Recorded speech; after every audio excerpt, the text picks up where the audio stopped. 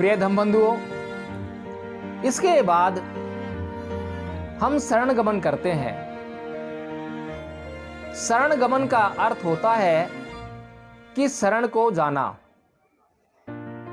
अब किसकी शरण को जाना है, इस बात को जब बौद्ध लोग वंदना करते हैं तो उसमें इस बात को स्पष्ट करते हैं।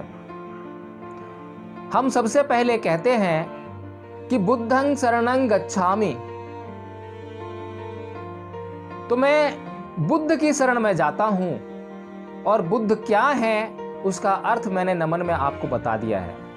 तो मैं बुद्ध की शरण में जाता हूं, और यह शरण गमन क्यों आवश्यक है इसका भी बड़ा महत्व है। क्योंकि प्रिय धम बंधुओं, बिना किसी की शरण जाए हम उसके पास जो उपलब्ध है और जिसकी हमें बहुत आवश्यकता है, हम उसे कभी भी प्राप्त नहीं कर सकते। और जिस बात को हम प्राप्त करने की बात कह रहे हैं वह कोई वस्तु नहीं है, वह कोई भौतिक पदार्थ नहीं है जिसे छीन लिया जाए, जिसे जीत लिया जाए, जिसे आक्रमण करके अपने वश में किया जा सके। वह तो ज्ञान है जो दिखाई नहीं देता लेकिन जीवन भर काम आता है, जो दिखाई नहीं देता लेकिन जब इस ज्ञान के माध्यम से हम अपने जीवन के दुखों को दूर करके सुख को प्राप्त करते हैं तो यह हमें महसूस होता है। तो प्रिय धम बंधुओं, हमें इस बात को समझना चाहिए कि शरण गमन बहुत ही आवश्यक है। हमें यदि किसी से ज्ञान प्राप्त करना है तो वह सिर्फ और सिर्फ उसकी शरण में जाकर ही प्राप्त हो सकता है। प्रिय धम बंधुओं, शरण गमन को समझने के लिए हमें यह समझना अति आवश्यक है कि हमारे जीवन में समर्पण का क्या महत्व है। क्या कोई व्यक्ति बिना समर्पित हुए जिस लक्ष्य को वह प्राप्त करना चाहता है, जिस उद्देश्य की पूर्ति के लिए वह अपने जीवन में कार्यरत है, क्या बिना समर्पण के उस उद्देश्य को पाना या उस लक्ष्य को प्राप्त करना संभव है? क्या बिना समर्पित हुए सचिन तेंदुलकर बनना संभव है, या बिना समर्पित हुए अर्जुन बन सका? प्रिय धम बंधुओं, जैसा कि हम जानते हैं कि गुरु के पास ज्ञान तो है, लेकिन उस गुरु के ज्ञान को जो व्यक्ति, जो शिष्य समर्पित भाव से, पूर्ण समर्पण के साथ मनोसात करके उस पर चलता है, उस पर आचरण करता है, वो ही व्यक्ति अपने लक्ष्य व अपने उद्देश्य को प्राप्त करता है। इसी प्रकार हम जानते हैं कि परम पूज्य बाबा साहेब डॉक्टर भीमराव अंबेडकर ने अपने जीवन में जिन उद्देश्यों को, जिन लक्ष्यों को निर्धारित किया, उनमें वे पूर्णतया सफल हो सके। लेकिन यह सफलता के पीछे कितना बड़ा त्याग, कितना बड़ा समर्पण था, इस बात को समझना अति आवश्यक है। यदि इस कोटि के समर्पण, इस कोटि के त्याग को हम अपने जीवन में ला सकें तो हमारे जीवन में कोई भी ऐसा उद्देश्य या कोई भी ऐसा लक्ष्य असंभव नहीं है जिसे हम प्राप्त ना कर सकें। प्रत्येक लक्ष्य हमारी पहुंच में आ जाएगा। तो प्रिय धम बंधुओं, इसी प्रकार जब तक हम किसी की शरण में नहीं जाते और शरण में जाकर समर्पित नहीं होते, तब तक उसके पास हमारे जिस उद्देश्य को पूरा करने के लिए जो कुछ भी साधन है उसे हम प्राप्त नहीं कर सकते, उसे हम मनोसात नहीं कर सकते। और उसे मनोसात करके उस पर चलने का काम तब तक असंभव रहेगा जब तक कि हम पूर्ण समर्पण के साथ उस व्यक्ति की, उस संस्था की शरण को न जाएं। इसी प्रकार हम 3 शरण जाते हैं।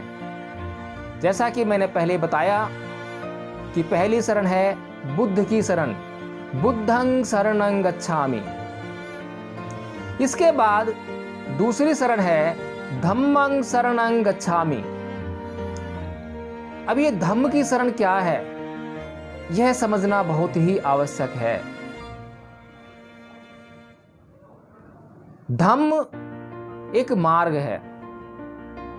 धम्म एक मार्ग है उस मंजिल तक पहुंचाने के लिए जिस मंजिल को मनुष्य के लिए आवश्यक बताया गया है। जिस मंजिल को पाना एक मनुष्य के लिए परम आवश्यक है। यदि कोई मनुष्य यह चाहे कि उसे हर प्रकार से दुखों से मुक्त होना है, इस जीवन और मरण के चक्र से उसे मुक्त होना है, तो उसके लिए निब्बान की मंजिल को पाना परम आवश्यक है। और निब्बान तक कैसे पहुंचा जाए या निब्बान क्या है, इस बात की समीक्षा और इस बात का अर्थ और इसकी परिभाषा बुद्ध के सिवाय संसार में अन्यत्र अन्य कोई व्यक्ति नहीं बताता। जैसा कि हमने थोड़ा या अधिक अपने अनुभवों के द्वारा अन्य सभी धर्मों का अध्ययन अवश्य ही किया है, और उस थोड़े या अधिक अध्ययन से हम यह जान पाते हैं कि निब्बान शब्द का कहीं भी प्रयोग नहीं है। किसी भी धर्म में निब्बान शब्द का प्रयोग नहीं किया गया है, या निब्बान शब्द का जो अर्थ है उसकी बात किसी भी धर्म में नहीं की गई है। हिंदू धर्म में मोक्ष शब्द की बात अवश्य की गई है, पर क्या यह मोक्ष निब्बान ही है? नहीं, बिल्कुल भी नहीं। हिंदुओं का मोक्ष निब्बान बिल्कुल भी नहीं है, क्योंकि हिंदुओं का मोक्ष तो मात्र ईश्वर की स्तुति या ईश्वर का स्मरण या ईश्वर की भक्ति करने से ही प्राप्त किया जा सकता है। और हिंदुओं का मोक्ष तो मरने के उपरांत प्राप्त होता है, वह जीवन रहते कभी भी संभव नहीं हो पाता है। और आज तक हिंदुओं के धर्म ग्रंथों में कोई भी ऐसा उदाहरण देखने को नहीं मिला है जहां पर किसी व्यक्ति को मोक्ष प्राप्ति उसके जीवन रहते हो गई हो।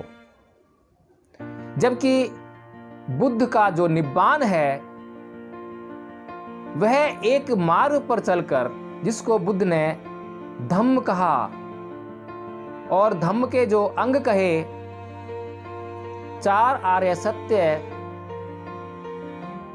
पंचशील सहित अनेकों नियम, अष्टांगिक मार्ग, 10 पारमिताएं आदि आदि ये धर्म के अंग हैं। इन धर्म के अंगों पर पारंगत होने पर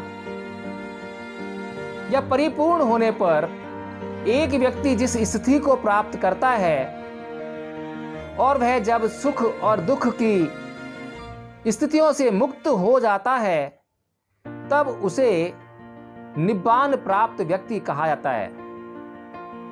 बुद्ध ने उसे निब्बान प्राप्त व्यक्ति कहा। और इस निब्बान को प्राप्त करने वाले संसार में केवल बुद्ध ही नहीं हुए, बल्कि जिन बुद्ध को हम जानते हैं, जो कि सिद्धार्थ से सम्यक संबुद्ध हुए, उन्होंने अपने जीवन में अपने सिवाय अनेकों भिक्षुओं को इस निब्बान की स्थिति तक लाकर उन्हें निब्बान प्राप्त कराया। उन्हें वह परम सुख प्राप्त कराया जिसकी चाह हर एक मनुष्य करता है। तो साथियों, धम्मं शरणं गच्छामि यह एक मार्ग है जिस बात का विश्लेषण अभी हमने किया। कोई भी व्यक्ति जब तक धम्म की शरण में नहीं जाएगा, तब तक वो निब्बान तक नहीं पहुंच सकता, असंभव है। इसीलिए हम धम्म की शरण जाने का काम करते हैं। धम्मं शरणं गच्छामि। तीसरी शरण है संघं शरणं गच्छामि। ये संघ क्या है? किन लोगों का संघ है? क्या किन्हीं भी लोगों का संघ शरण गमन के योग्य है? यहां हमें यह समझना परम आवश्यक है कि हर प्रकार का संघ शरण गमन के योग्य नहीं है। बुद्ध ने जिस संघ को बनाया वह भिक्षुओं का संघ था, और भिक्षुओं के संघ में किसी भी पवित्र व्यक्ति को शामिल होने के लिए उन नियमों का अति कठोरता से पालन करना होता था जो कि भिक्षु संघ के लिए बुद्ध और बुद्ध के भिक्षु संघ ने निर्धारित किए थे। प्रिय धम्मबंधुओं, जैसा कि हम जानते हैं कि भिक्षुओं का जीवन उच्च आदर्श से युक्त होता है। ऐसे व्यक्तियों का जीवन इस प्रकार का समाज में आदर्श प्रस्तुत करता है कि वह हर व्यक्ति के लिए, हर मनुष्य के लिए अपनाने योग्य है। और जैसा कि हम जानते हैं कि संघ की आवश्यकता हर एक मनुष्य को होती है, और जैसा कि हम जानते हैं कि मनुष्य एक सामाजिक प्राणी है, तो वह अकेला नहीं रह सकता। वह निरंतर अपने साथियों की खोज में रहता है। वह अपने जीवन में विभिन्न प्रकार के संघ बनाता है या विभिन्न प्रकार के संघों में शामिल होता है।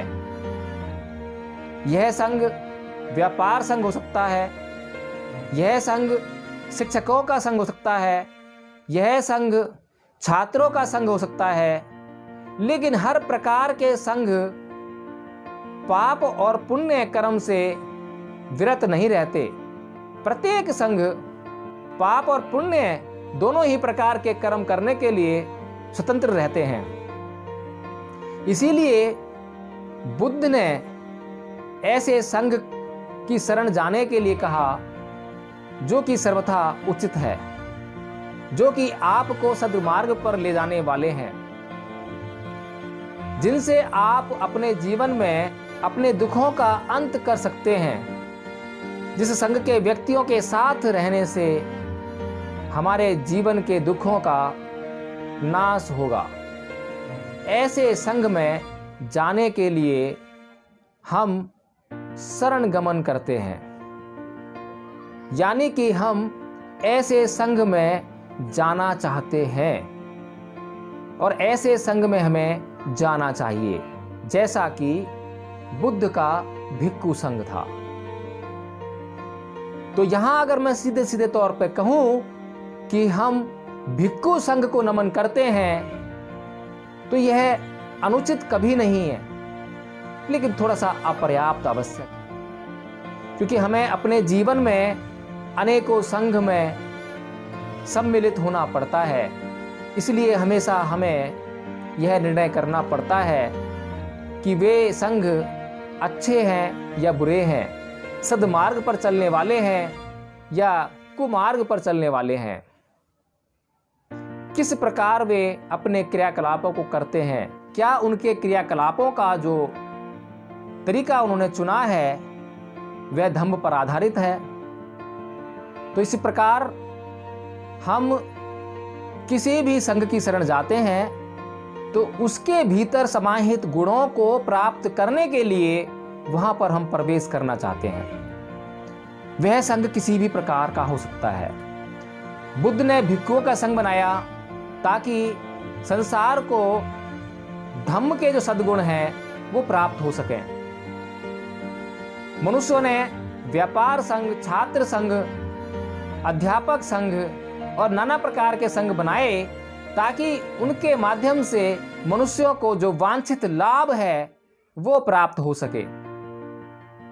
इसीलिए हमें किसी भी संघ की शरण में जाने से पहले उसके उचित और अनुचित होने पर निर्णय अवश्य ले लेना चाहिए। तो प्रिय धम बंधुओं, इस प्रकार हम 3 शरण जाकर अपने जीवन में पूर्णता प्राप्त करने का प्रयास करते हैं। यदि एक व्यक्ति को निब्बान प्राप्त करना है, केवल निब्बान, सांसारिक जीवन से वह छूटा हुआ है, घर से वो पवर्जित है, भिक्षु संघ में सम्मिलित है, तो उसके लिए केवल और केवल बुद्ध की शरण, धम्म की शरण और बुद्ध के बनाए हुए भिक्षु संघ की शरण ही जाना उचित है।